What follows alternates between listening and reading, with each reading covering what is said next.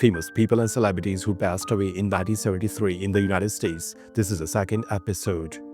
Before we proceed, please subscribe to our channel to support us. Alice Hollister. She was born in September 1886 and she died in February 1973. Her age was 86 at the time of her death, and the reason for her death was undisclosed. Alice Hollister was an American silent film actress who appeared in around 90 films between 1910 and 1925. She is known for her roles in movies such as From the Manager to The Cross and The Vampire. She married George K. Hollister, who a few years later became a pioneer cinematographer with Callum Studios in New York City. When Callum Studios began sending a film crew to Florida in winter time, Alice Hollister accompanied her husband. She began appearing in film in 1910, at first because of the small crew and the frequent need for a female in a bit part. However, she liked acting and went on to appear in many films, the last in 1925, Hollister from the film A Wise Fool in 1921. One of Hollister's most important roles was that of Mary Magdalene in the film From the Manager to the Cross in 1912, filmed on location in Palestine. This film has been selected for preservation in the United States National Film Registry. The Vampire in 1913 made her the first recognized vamp in cinema, predating Theda Bara. In A Fool There Was in 1915. For that role, she was dubbed the original vampire. In her later career, she mainly appeared in supporting roles.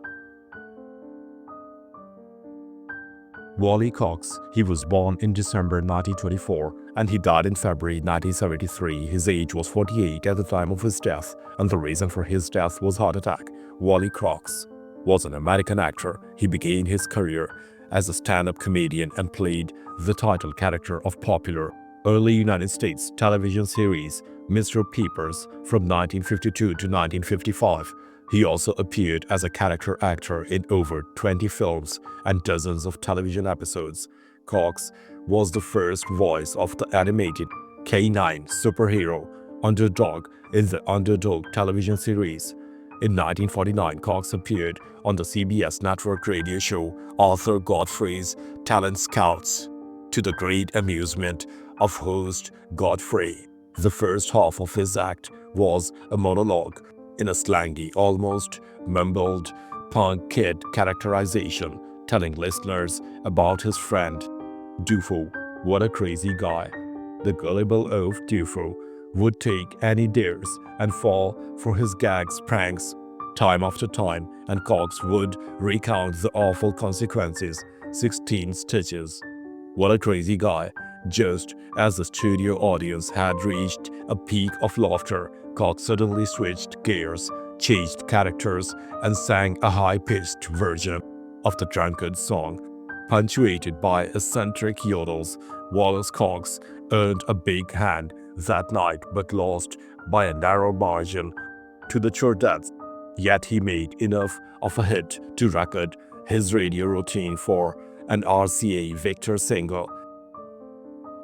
Tim Holt. He was born in February 1919 and he died in February 1973. His age was 54 at the time of his death, and the reason for his death was bone cancer.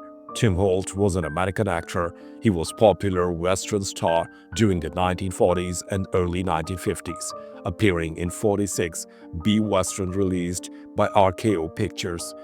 In a career spanning more than 4 decades, Holt is best remembered for his roles in the films The Magnificent Ambersons in 1942 and The Treasure of the Sierra Madre in 1948. Holt was signed to a contract by producer Walter Wanger in January 1937. Wanger was going to use him in Blockade, but that film was postponed. Instead, he made his debut as Anne Shirley's suitor in Stella Dallas in 1937 for Sam Goldwyn, the same role that another film star's son, Douglas Fairbanks Jr., had played in the 1925 version. When told he was given the role, his father, Jack, said, "Fine, let's have one good actor in the family." Wanger then cast him in I Met My Love Again in 1938 and used him for a Technicolor Western, Gold is Where You Find It. In the later, the Los Angeles Times said Holt confirms the favorable impression he gave in Stella Dallas. RKO borrowed him for a Western, The Renegade Ranger, in 1938, supporting George O'Brien, then a leading star of B westerns. Cecil Calloway. He was born in August 1890 and he died in February 1973. His age was 82 at the time of his death, and the reason for his death was arteriosclerosis. Cecil Calloway was a South African character actor. He was nominated for Academy Award for Best Supporting Actor twice, for The Luck of the Irish in 1948 and Guess Who's Coming to Dinner in 1967. Cecil Calloway was born in Cape Town, South Africa. He was the son of English parents, Rebecca Ain and Edwin John Calloway, an architect and engineer. Edwin had emigrated to Cape Town to work on the House of Parliament there. He was a good friend of mining tycoon, a nation builder, Cecil Rhodes, who became young Cecil's namesake and godfather. Cecil had two brothers, Alec Calloway, who was also an actor, and Jan Krosky, a ballet dancer. Cecil was interested in acting from an early age. He was educated at the National College, Cape Town, and in England at Bradford Grammar School. He studied engineering and got work in an electrical engineering firm in Cape Town after returning to South Africa. However, the lure of acting was too strong and he became full-time actor, making his debut in Potash and Perlmutter. Early plays included The Prince of Pilsen. He briefly served in the army in 1914, was invalided out. Frank Costello. He was born in January 1891 and he died in February 1973. His age was 82 at the time of his death, and the reason for his death was heart attack. Frank Costello was a powerful mob boss, known as the Prime Minister of the Underworld, leading the Luciano crime family. While working on the Morello gang, Costello met Charlie Lucky Luciano, the Sicilian leader of Manhattan's Lower East Side gang. The two Italians immediately became friends and partners. Several older members of Luciano's mob family disapproved of this growing partnership. They were mostly old-school mafiosi who were unwilling to work with anyone who was not Italian and skeptical at best about working with non-Sicilians. To Luciano's shock, they warned him against working with Costello, whom they called the Dirty Calabrian, along with Italian-American associates Vito Genovese and Tommy Three Finger Brown, Lucchese, and Jewish associates Meyer Lansky and Benjamin Bugsy Siegel. The gang became involved in robbery, theft, extortion, gambling, and narcotics. The Luciano-Costello-Lansky-Siegel alliance prospered even further with the passage of Prohibition in 1920. The gang went into bootlegging, backed by criminal financier Arnold the Brain Rothstein. Harold Saxton Burr. He was born in April 1889 and he died in February 1973. His age was 83 at the time of his death, and the reason for his death was undisclosed. Harold Saxton Burr was E.K. Hunt Professor of Anatomy at Yale University School of Medicine and researcher into bioelectrics. From 1916 to 1956, Burr published, either alone or with others, 93 scientific papers. Early studies mostly focused on the development of the meninges and other neural bodies, often studying the amblyostoma or larval cyanoderma. In 1932, his observation of neurocellular proliferation in the amblyostoma led him to propose an electrodynamic theory of development, for which he is now most widely remembered. In 1935, he published The Electrodynamic Theory of Life and the Electrical Characteristics of Living System. Burr is noted for his use of the voltmeter to detect the electric potential of the body, first reported upon In his 1936 paper, A Vacuum Tube Microvoltmeter for the Measurement of Bioelectric Phenomena, Burr proposed the term L field for the bioelectric fields of living systems.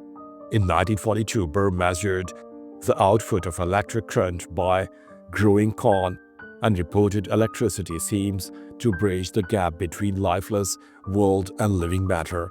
Electricity is one of the fundamental factors in all living systems, just as it is in the non-living world. Dickinson W. Richards. He was born in October 1895 and he died in February 1973. His age was 77 at the time of his death, and the reason for his death was respiratory failure. Dickinson W. Richards was an American physician and physiologist. He was a co-recipient of the Nobel Prize in Physiology or Medicine in 1956 with Andre Conant and Werner Forssmann for the development of cardiac catheterization and characterization of a number of cardiac diseases. He joined the United States Army in 1917 and became an artillery instructor. He served from 1918 to 1919 as an artillery officer in France. When he returned to the United States, Richards attended Columbia University College of Physicians and Surgeons, graduating with an MA in 1922 and his MD degree in 1923. He was on the staff of the Presbyterian Hospital in New York until 1927, when he went to England to work at the National Institute for Medical Research in London under Sir Henry Dale on the control of circulation in the liver. In 1928, Richards returned to the Presbyterian Hospital and began his research on pulmonary and circulatory physiology, working under Professor Lawrence Henderson of Harvard. He began collaborations with Andre Conant at Bellevue Hospital, New York, working on pulmonary function. Initially, their research focused on methods to study pulmonary function in patients with pulmonary disease. Max Yasker. He was born in December 1919 and he died in February 1973. His age was 53 at the time of his death, and the reason for his death was heart attack. Max Yasker was the owner of the dairy farm where the legendary 1969 Woodstock Festival took place, supporting the event despite local opposition. By the late 1960s, he was the largest milk producer in Sullivan County, New York. His farm had 650 cows, mostly Guernseys. At the time of the festival in 1969, Yasker was married to Miriam Gertrude Miller Yasker and had a son, Sam, and daughter, Lois. His son was an assistant district attorney in New York City at the time. In later years, it was revealed that Yasker was in fact a conservative Republican who supported the Vietnam War. Nevertheless, he felt the Woodstock Festival could help business at his farm and also tame the generation gap. Despite claims that he showed disapproval towards the treatment of the counterculture movement, this allegation was never confirmed. Woodstock promoter Michael Lang, who considered Yasker to be his hero, stated that Yasker was the antithesis of what the Woodstock Festival stood for.